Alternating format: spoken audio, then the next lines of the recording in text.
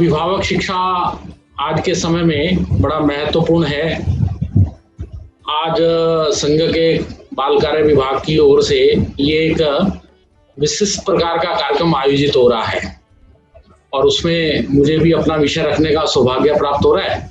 इसके लिए मैं धन्यवाद करता हूं इस कार्यक्रम के आयोजकों को।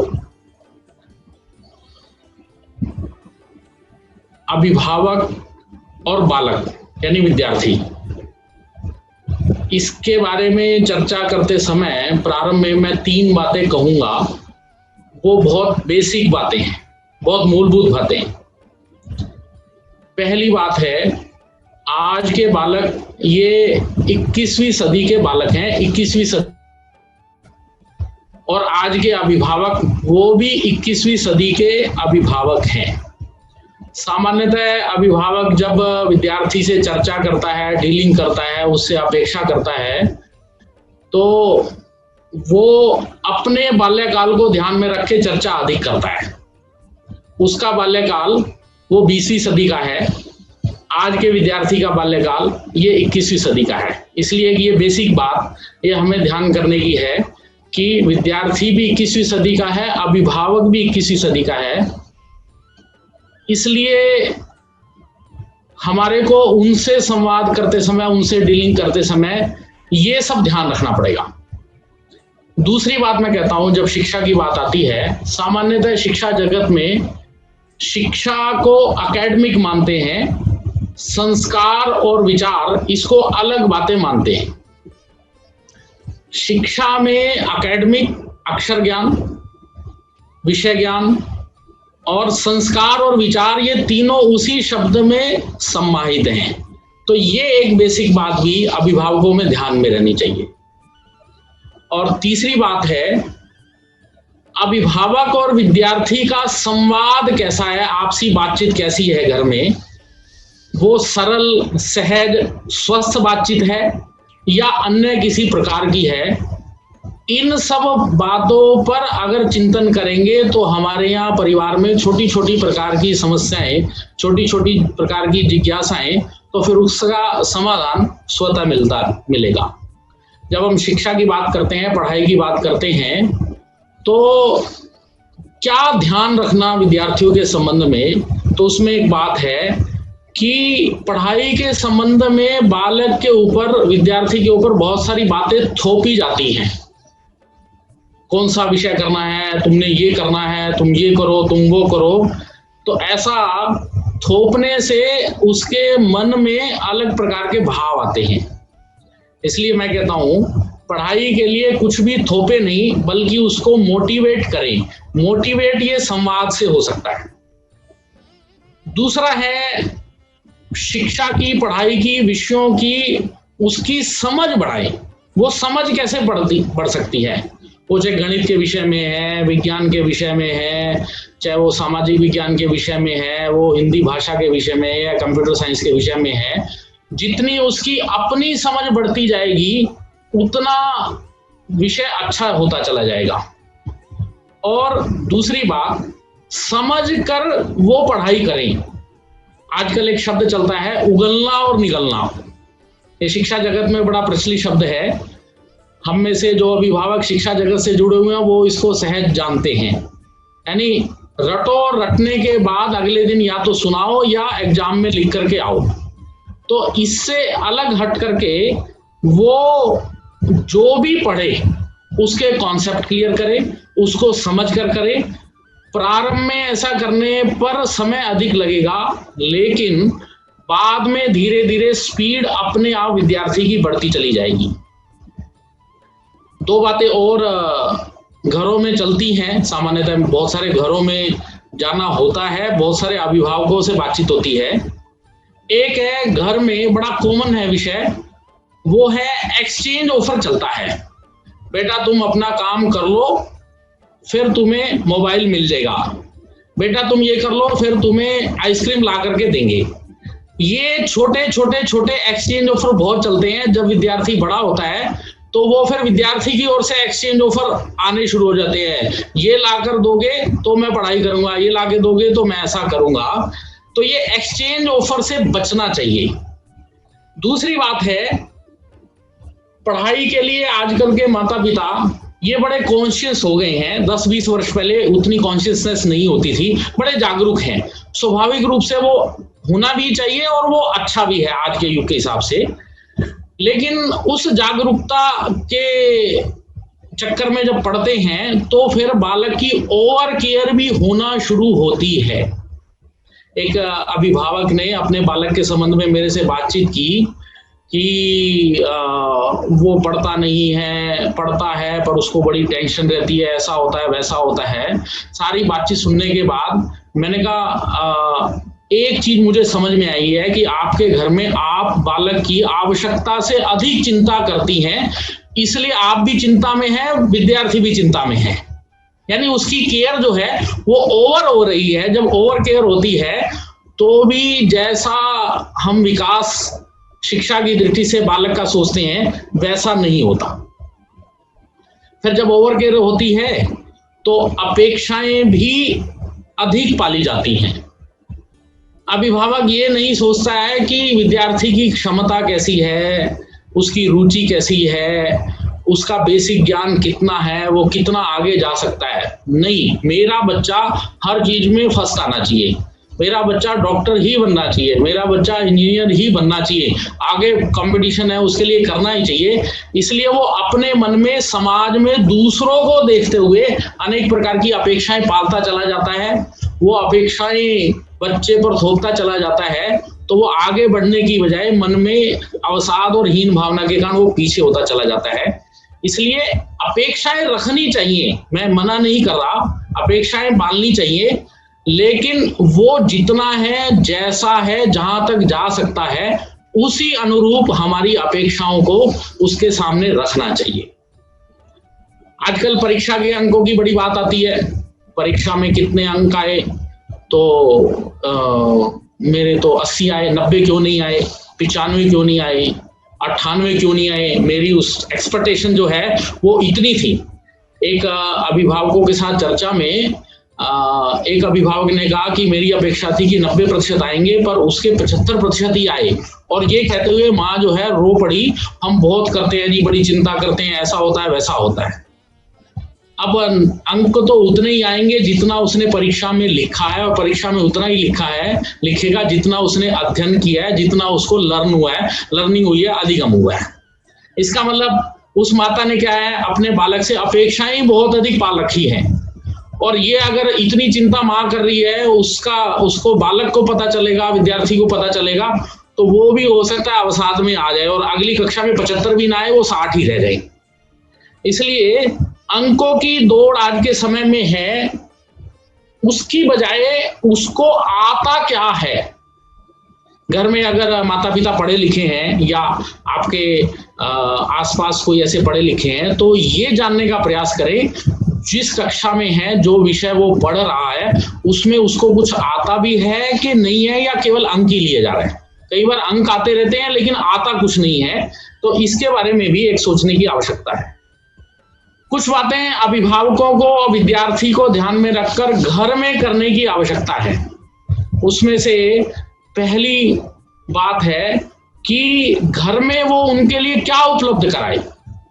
आजकल विद्यार्थी की भी डिमांड बहुत होती है, अभिभावक को भी लगता है कि विद्यार्थी के लिए ऐसी ऐसी चीजें आनी चाहिए।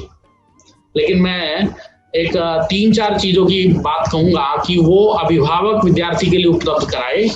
पहली बात है कि घर में छोटा सा पुस्तकालय बने, केवल टेक्स्ट बुक्स को ही पढ़ना नहीं, तो उसके अलावा अन्य साहित्य भी वो खाली समय में पढ़ सके।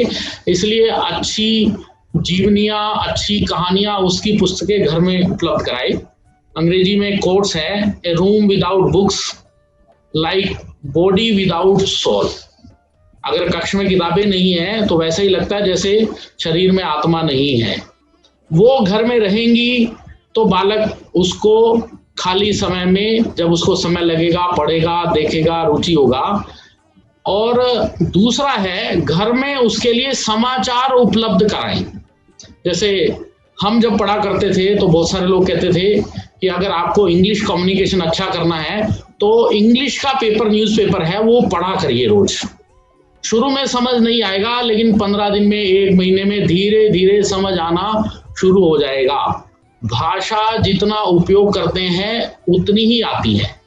बाद में किसी भी कॉम्पिटिटिव एग्जाम में जाएगा तो एक 1/4 जो % है उस कॉम्पिटिटिव एग्जाम का, वो कम्युनिकेशन स्किल पर निर्भर करता है। किसी भी वो इंडस्ट्री में, किसी भी जॉब में अथवा किसी भी बिजनेस में कल को जाने वाला है तो उसको कम्युनिकेशन स्किल बहुत अच्छी आनी चाहिए। तो घर में पुस्तकालय और घर में समाचार पत्र, और तीसरा है वो है शब्दकोश, डिक्शनरी। नए नए शब्द जानने हैं, शब्दों का अर्थ जानना है, वो शिक्षा की दृष्टि से शब्दकोश आवश्यक है। आज शब्दकोश नहीं मिलता, तो एक अंग्रेजी का, एक हिंदी का, और अगर संस्कृत भाषा में भी पकड़ बनानी है तो एक संस्कृत भाषा का शब्दकोश, Hindi to Hindi, Hindi to English, Hindi to Sanskrit. और अगर कोई फॉरेन लैंग्वेज की रुचि है, कुछ क्षेत्रों में रहती है, तो फिर हिंदी तो वो फ्रेंच है, वो रशियन है, वो ऐसी जो भी भाषा ऐसी सीखनी है उसका शब्दकोश रहे, उसको जो जानना है वो उसमें से हो सकता है। इससे उसकी रीडिंग हैबिट्स भी बढ़ेगी। जब वो हायर एजुकेशन में चला जाता है तो सबसे बड़ी समस्या आती है कि उसकी रीडिंग हैबिट्स नहीं है। वहां एक बुक में सिलेबस नहीं मिलने वाला है। जो प्रोफेसर है वो केवल लेक्चर दे करके चला जाएगा। सारे लेक्चर भी होंगे कि नहीं होंगे, तो लाइब्रेरी में बैठकर खुद स्टडी करना, अपने सिलेबस के टॉपिक्स को अलग अलग बुक्स में ढूंढना पड़ता है, नोट्स बनाने पड़ते हैं। ये हम सब जो यूजी पीजी पढ़े हैं उन सबको जानकारी है। इसलिए रीडिंग हैबिट इससे बढ़ने वाली है। और दूसरा है लेखन की आवश्यकता। तो लिखने में कई बार अरुचि रहती है, स्पीड नहीं रहती, अच्छी नहीं रहती, तो स्कूल का काम तो होता ही है, लेकिन प्रतिदिन क्या बालक का घर में अभ्यास बन सकता है क्या कि वो 300 शब्द प्रतिदिन किसी ना किसी विषय पर लिखे। धीरे धीरे धीरे धीरे उसका जब अपने आप अभ्यास बनना शुरू होगा तो उसको बड़ी कक्षाओं में, खासकर 9वीं से 12वीं और हायर एजुकेशन में तो बिल्कुल वो उसको काम आने वाला है। पुस्तक का टॉपिक नहीं है, कोई भी टॉपिक सोचे, मन में जो आता है उसको 300 शब्दों में लिखे, तो ये उसके लिए लिखने की क्षमता को बढ़ाएगा। फिर अभिभावक को और क्या करना है, तो विद्यार्थी की दिनचर्या निश्चित करवानी है। सामान्यतः घरों में इस पर ध्यान नहीं दिया जाता, इस पर ध्यान दिया जाता है तू पढ़ता ही रहे। तो दिनचर्या निश्चित करवाना ये बहुत आवश्यक है। और दिनचर्या अभिभावक को नहीं बनानी है, विद्यार्थी और अभिभावक की आपसी चर्चा के आधार पर वो बननी चाहिए। विद्यार्थी क्या सोचता है, आप क्या सोचते हैं, और इस सारे में पढ़ने का समय निश्चित हो। अब पढ़ने का समय कौन सा उपयुक्त है अगर ये पूछेंगे तो विशेषज्ञ बताते हैं कि प्रातः काल अगर लर्न करना है तो सबसे अच्छा है। जितना समय दिन भर में याद करने में लगेगा उससे आधा समय या 1/3 समय प्रातः काल लगेगा, क्योंकि हमारा माइंड बिल्कुल रिफ्रेश होता है। लिखने का काम शाम को करे, पढ़ने का काम सुबह करे, रात को देर तक ना पढ़े। हायर एजुकेशन में चल सकता है, लेकिन स्कूल एजुकेशन में देर तक पढ़ेंगे तो प्रातः काल नींद पर उसका असर होगा। तो अगले दिन जो है कक्ष में या अगले दिन की पढ़ाई में वो ठीक से भाग नहीं ले सकेगा, सुस्ती रहेगी। भोजन के तुरंत बाद नहीं पढ़ना, इसका भी ध्यान रखने वाली आवश्यकता है। तो ऐसे ध्यान करके दिनचर्या बनाए, उसमें पढ़ाई का भी समय हो और दूसरी बात उसमें खेल का भी समय हो। आज के समय में खेल को अवॉइड करते हैं। एक सोशल मीडिया में पोस्टर चलता है कि पहले बालक खेलता था तो उसको पकड़ करके माँ ले जाती है घर के अंदर की वो जरा जाके पढ़ाई करे, और बाद में आजकल चलता है कि वो गेम में मोबाइल में लगा उसको बाहर ले जाया जाए। तो इसके बारे में भी एक सोचने की आवश्यकता है। फिर दिनचर्या जो बन गई है वो उसका पालन स्वतः करे, स्वयं करे, स्वयं उसका पालन करे। थोड़ी फ्लेक्सिबिलिटी उसमें चाहिए, प्रतिदिन कुछ काम ऊपर नीचे होता रहता है, लेकिन स्वयं पालन करेगा तो फिर आपको चिंता करने की ज्यादा आवश्यकता नहीं है। एक बात और उसमें ध्यान, जब वो पढ़ रहा है, खास करके ये 8वीं तक का विद्यार्थी है, उसके साथ उसकी माता या कोई भी बड़ा बैठ सकता है क्या? बताना कुछ नहीं है, करवाना कुछ नहीं है, टोकना भी नहीं है, लेकिन केवल साथ बैठना है, इसका असर भी उसके मन पर बहुत अच्छा पड़ता है कि मेरी माँ या मेरे बड़े मेरे साथ बैठते हैं। उसको कोई कठिनाई आएगी वो आपसे पूछ लेगा, आपने नहीं टोकना है, इसका ध्यान रखना है। बड़ी कक्षा में वो उसको एकांत मिलना चाहिए। एकांत का मतलब एक ही कमरे में टीवी चल रहा है, उसी कमरे में वो भी पढ़ रहा है, तो ऐसा नहीं हो सकता। तो ऐसा जहां अन्य डिस्टरबेंस ना हो, इसका ध्यान रखने की आवश्यकता है। फिर दो तरह के विद्यार्थी रहते हैं, वैसे तो तीन तरह के। एक पढ़ाई में बहुत कमजोर होते हैं, एक पढ़ाई में बहुत होशियार रहते हैं, एक एवरेज रहते हैं। तो जो पढ़ाई में बहुत कमजोर हैं उसको कहते रहते हैं तू कमजोर है, तू पढ़ता नहीं है, तू ऐसा है वैसा है, उसको उलाने ही मिलते रहते हैं। इसकी बजाय अब अभिभावक अगर ये जानने का प्रयास करेगा कि वो कमजोर क्यों है, वो अपने अध्यापक की सहायता ले सकते हैं कि क्यों कमजोर है। वो लिखने में है, पढ़ने में है, याद करने में है, सीटिंग में है, किस चीज में कमजोर है। अगर आपने उस चीज को खोज लिया कि वो किस बात में कमजोर है, तो फिर वो ठीक हो जाएगा। और दूसरी बात यह है कि हर विद्यार्थी हर विषय में अच्छा नहीं हो सकता।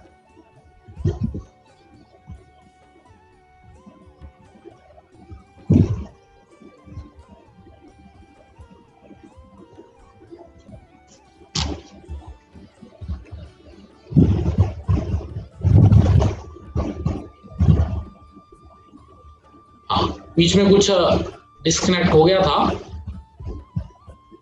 तो हर विद्यार्थी हर विषय में अच्छा ये नहीं हो सकता। तो वो गणित में अच्छा है कि इंग्लिश में अच्छा है कि हिंदी में अच्छा है, उसकी रुचि का विषय क्या है, ये भी खोजने की आवश्यकता है। उसी में उसको प्रोत्साहन किया जाए। फिर एक विषय चलता है प्रतियोगिता, कंपटीशन। दूसरा चलता है तुलना, दूसरे से तुलना। इस चीज से अभिभावक को बचना चाहिए। आप कहेंगे कि आजकल कंपटीशन का जमाना है, इससे कैसे बच सकते हैं? तो no competition, no comparison, no compulsion. लेकिन इसका भाव क्या है? अगर कंपटीशन करना है तो वो स्वयं से करे। मैं पिछले महीने कैसा था, इस बार कैसा हूं, पिछले वर्ष कैसा था, इस वर्ष कैसा हूं, इसके बारे में सोचे। और नो कंपैरिजन, फला के बेटे के इतने नंबर आए, तुम्हारे क्यों नहीं आए, ऐसा वो बार बार उसको जब सुनने को मिलता है तो कठिनाई आती है। इसलिए कंपैरिजन भी उसी को अपने से ही करने दें, दूसरे से ना करें, नहीं तो मन में अवसाद रहेगा, बायसनेस आ जाएगी। और तीसरा नो कंपल्सन, जब आप उसको स्वतः प्रेरित करने वाला बनाएंगे, धक्काशाही नहीं करेंगे। धक्काशाही से एक्शन का रिएक्शन होता ही है, ये आप घरों में देखते हैं। तो इसके बारे में करने वाली बात है। फिर एक विषय आता है कि आयु वर्ग के अनुसार डीलिंग का प्रकार ये अलग अलग हो जाता है। चाणक्य ने एक श्लोक कहा है बालकों के लालन पालन के बारे में, वो मैं जरूर उल्लेख करूंगा। वो है लालेत पंच वर्षाणी 10 वर्षाणी ताड़येत प्राप्ते तु षोडशे वर्षे पुत्र मित्र वदाचरेत। इसका मतलब ये है, जब बालक 5 वर्ष तक की आयु है, उस आयु तक उसका लालन पालन बड़े लाड प्यार से होना चाहिए। उसको कोई डांटना नहीं, कोई कुछ नहीं करना, बड़े स्नेह पूर्वक होना चाहिए।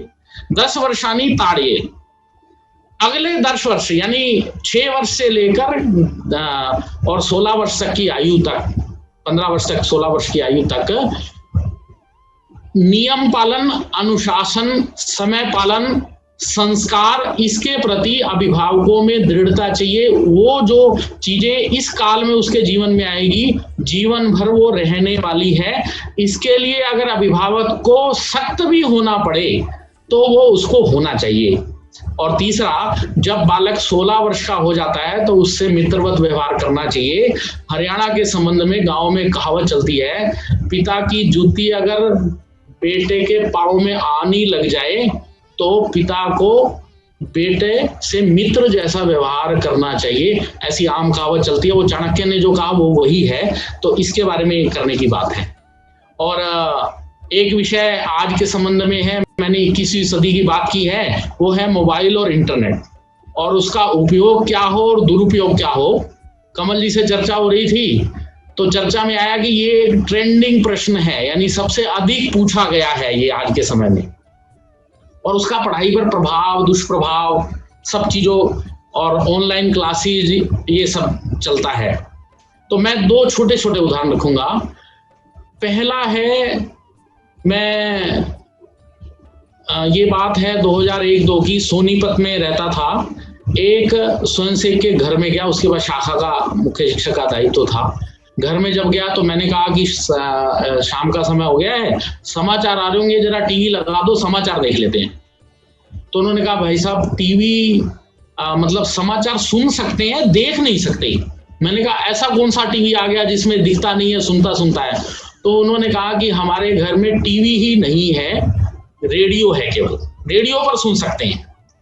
तो मैंने कहा कमाल की बात है, उस समय टीवी का प्रचलन पर्याप्त हो गया था, सब जगह टीवी मिलते थे। और वो कि ऐसा नहीं कि बहुत सामान्य परिवार था, उनके पिताजी डॉक्टर थे, सेक्टर में उनका घर था, बड़ी सब ठीक ठाक था। तो मैंने कहा ये कैसे है? हमारे घर में माता पिता और सब तीनों भैया बहनों ने मिल करके तय किया है कि जब तक हम बड़ी कक्षाओं में नहीं आ जाते तब तक घर में टीवी नहीं आएगा, रेडियो से ही समाचार और बाकी कार्यक्रम मनोरंजन सुनेंगे। बहुत बड़ी दूरदृष्टि सोच करके उन्होंने ये विचार किया है। और बाद में वो बालक ऐसा नहीं है कि पढ़ाई और बाकी जानकारियों में पिछड़ा है, वो IITN है, IIT से उन्होंने इंजीनियरिंग की है और आज वो कॉर्पोरेट सेक्टर में बड़ा अच्छा सेट है। और उनकी जो दो बहनें हैं वो भी अलग अलग ऐसे सेट हैं। दूसरा उदाहरण दूंगा मैं हिसार का। हिसार में जिला प्रचारक था, एक घर में गया, तो ये बात है 2010-11 की। उस समय कंप्यूटर का प्रचलन अच्छा हो गया था, तो कंप्यूटर, इंटरनेट, मोबाइल की बात आती है। तो मैंने देखा कि घर में जो कॉमन रूम है उसमें PC रखा है, कंप्यूटर रखा है। तो मैंने कहा आपने यहाँ क्यों रखा, अलग ये जगह क्यों नहीं रखा? तो उन्होंने कहा ऐसा है, बालक को जब भी काम करना है अगर इंटरनेट पर, तो वो इस पर जब करेगा तो इस कॉमन रूम में कोई ना कोई हर समय आता जाता रहता है, तो वो केवल अपने काम के लिए ही उसको खोलेगा। इंटरनेट और कंप्यूटर पर अन्य जो ऐसी चीजें हैं बालक को नहीं देखनी चाहिए, वो नहीं खोल पाएगा। अगर वो अलग कमरे में कंप्यूटर रहता है तो उसकी कठिनाई आती है। तो मोबाइल के संबंध में भी अगर बालक को मोबाइल दिया है तो क्या आपकी देख रेख में और आपके पर्यवेक्षण में वो कर रहा है क्या? YouTube पर वो वीडियो तो देख रहा है, लेकिन उसकी सर्च में नीचे भी ऑप्शन आ रहे हैं, वो उसके थंबनेल उसको आकर्षित करते हैं अन्य वीडियो देखने के लिए। वो वास्तविकता में पढ़ाई वाली वीडियो नहीं, उसके मन में दूसरी चीजें चल रही हो। तो पर्यवेक्षण में देखेगा, आप साथ बैठेंगे, ये बात है। दूसरा, घर में मोबाइल के संबंध में कोई नियम व्यवस्था आपने बनाई है क्या? कितना समय की उसको आवश्यकता है, कितना समय उसको मिलना चाहिए? आज बहुत सारे सर्वे आ रहे हैं कि मोबाइल के अधिक उपयोग से बालक की आंखें टेढ़ी हो गई है, नजर कमजोर हो गई है, उसके मन पर काफी प्रकार का असर पड़ा है, क्योंकि ई-लर्निंग चल रही है लॉकडाउन के दौरान। इसलिए ये घर में नियम बनाना, कितनी आवश्यकता है उतना ही देना और आपके पर्यवेक्षण में देना। कौन सी कक्षा तक उसको स्वतंत्र रूप से मोबाइल देना है कि नहीं देना, इसके बारे में विचार करने की आवश्यकता है। और एक अंतिम बात कह करके मैं अपना विषय पूर्ण करूंगा, समय बढ़ रहा है। वो ये है कि बालक को छोटी आयु से ही शिक्षा के बारे में स्वावलंबी बनाएं। आप कहेंगे तभी वो पढ़ेगा, आप धक्काशाही करेंगे तभी वो पढ़ेगा, आप एक्सचेंज ऑफर करेंगे तभी वो पढ़ेगा। इसकी बजाय वो स्वयं प्रेरित हो करके पढ़े, स्वावलंबी बने। इसके बारे में घर में जागरूक करने की, मोटिवेशन करने की, काउंसलिंग करने की आवश्यकता है। परावलंबी रहेगा तो जीवन भर परावलंबी रहेगा, जीवन में सफलता प्राप्त नहीं कर सकेगा। और ये सब होगा तो फिर 12वीं 10वीं के बाद क्या विषय लेना है, 12वीं के बाद किस फील्ड में जाना है, नौकरी करनी है, बिजनेस करना क्या है, वो सब चीजों में सेल्फ डिपेंडेंट रहेगा। और दूसरा, इस सारे के लिए बालक के अंदर 2 प्रकार के गुण विकसित करने की आवश्यकता है। एक है कर्ता भाव, मुझे करना है, मेरा ये दायित्व है। हम हिंदी व्याकरण में पढ़ते हैं ना, कर्ता ने किया यानी मैंने किया, मैं कर रहा हूं, ये मेरी जिम्मेदारी है, मुझे ही करना है, ये भाव उसके अंदर आएगा तो फिर सब चीजें अपने आप होंगी। और दूसरी बात है, वो है दायित्व बोध। इस चीज का दायित्व मेरा है, मुझे ही करना है। कर्ता भाव और दायित्व बोध, ये अगर विद्यार्थी के संबंध में विकसित हो जाता है तो शिक्षा क्या बहुत सारी बातें उसमें से सहज रूप से होती हैं। और विद्यार्थी शाखा जाता है और शाखा में ये दोनों भाव उसमें सहज भाव से विकसित होते हैं। इसलिए हम कहते हैं कि शाखा विद्यार्थी की पढ़ाई में बाधक नहीं है, वो सहायक है। उसके बहुत सारे गुणों का विकास ये वो करती है। मैंने कुछ गुणों की चर्चा अपने उद्बोधन में की है, वो सारे गुण विद्यार्थी काल में आते हैं। इसलिए शाखा और घर में पढ़ाई, इस सब का सामंजस्य भी बनाने का काम ये विद्यार्थी का ही है। जब उसके अंदर स्वयं में दायित्व बोध और कर्तव्य भाव आएगा तो उसको भी वो सामंजस्य बनाकर अच्छी पढ़ाई भी करेगा, शाखा के माध्यम से अच्छा स्वयं सेवक, अच्छा नागरिक भी बनेगा। इतना कह के मेरी बात मैं पूर्ण करता हूँ। धन्यवाद। धन्यवाद रवि जी। आपने शिक्षा विषय पर अभिभावकों के सभी प्रश्नों के उत्तर अपने वक्तव्य में शामिल किए ही हैं। फिर भी एक प्रश्न का उत्तर मैं अभिभावकों की तरफ से पूछना चाहता हूं कि वो अपने लक्ष्य को निर्धारित करने के लिए अभिभावक उसमें कैसे सहायता कर सकते हैं, उनको कितना उनके लक्ष्य के लिए उनको बोलना चाहिए या बताना चाहिए। छोटा सा उदाहरण देके इस विषय को मैं पूरा करता हूँ। एक घर में गया था, एक बालिका है, तीसरी कक्षा में पढ़ती है। उसकी ड्राइंग में बहुत अच्छी रुचि है और जैसे जैसे उसकी आयु बढ़ रही है, कक्षा बढ़ रही है और ये रुचि पहली कक्षा से है, तो घर में ड्राइंग आर्ट के लिए बहुत सारी सामग्री उसके पास आती रहती है और वो करती रहती है, तो उसकी उसमें रुचि भी बढ़ती रहती है। लेकिन उसकी दादी कहती है रुचि तो अच्छी है लेकिन इसको आर्ट वाला सब्जेक्ट तो हम नहीं दिलाने वाले। अर्थात घर में उसके अभिभावक यानी दादी ने भी ये सोच के रखा है इसको आर्ट नहीं दिलाएंगे। तो मैंने उनको कहा कि आप भले ही सब्जेक्ट दूसरा दिलाएं लेकिन घर में वो जो ये अलग से करती है इसको रोकिए मत। हर विद्यार्थी में कुछ ना कुछ गुण रहता है, कुछ ना कुछ उसकी रुचि रहती है, कुछ ना कुछ उसका पैशन रहता है। तो मैं उसमें ये कहता हूं कि उसका पैशन क्या है, उसकी रुचि क्या है, इसको आप ढूंढिए और उसको प्रेरित करिए। उसके लिए आप क्या क्या उपलब्ध करा सकते हैं, क्या क्या माहौल कर सकते हैं। आज ऐसा नहीं है कि साइंस साइड में जाएंगे तो ही सफल हो पाएंगे, ऐसा नहीं है कि कॉमर्स में जाएंगे तो ही सफल हो पाएंगे। आर्ट में जाना बेकार है, वो ठीक नहीं है, ह्यूमैनिटीज अच्छी नहीं है, ऐसा नहीं है। किसी भी फील्ड में जाएंगे लेकिन उस फील्ड में अगर पैशन है, रुचि है तो बढ़ सकते हैं। अभिभावकों को यह ध्यान करना है कि उसकी जो बेसिक चीजें हैं 10वीं कक्षा तक वो कैसे अच्छी हो सकती हैं, उसकी समझ, उसकी रीडिंग हैबिट्स हैं, उसकी लेखन वाली कला है, उसके दायित्व बोध हैं, अपने आप पढ़ने वाला है, ये बुद्धि की समझ का विकास कैसे है, उसको ये ध्यान देना है। और उसका पैशन किस विषय में है, उस विषय में वो आगे बढ़े। इसके बारे में अगर समझ बढ़ेगी तो मुझे लगता है लक्ष्य वो उसमें से अपने आप निर्धारित हो जाएगा। अब कोई सोचे कि उसकी तो फोटोग्राफी में रुचि है, लेकिन आज बहुत सारे कॉर्पोरेट सेक्टर में फोटोग्राफी बहुत अच्छा प्रोफेशन हो गया है, उसकी आर्ट एंड क्राफ्ट में है, तो फाइन आर्ट्स करके वो एडवर्टाइजमेंट इंडस्ट्री में बड़े स्थानों पर जा सकता है। तो पैशन, रुचि ढूंढना, उसको विकसित करना, उसके हिसाब से उसको लक्ष्य थोपना नहीं है, सहज भाव से है।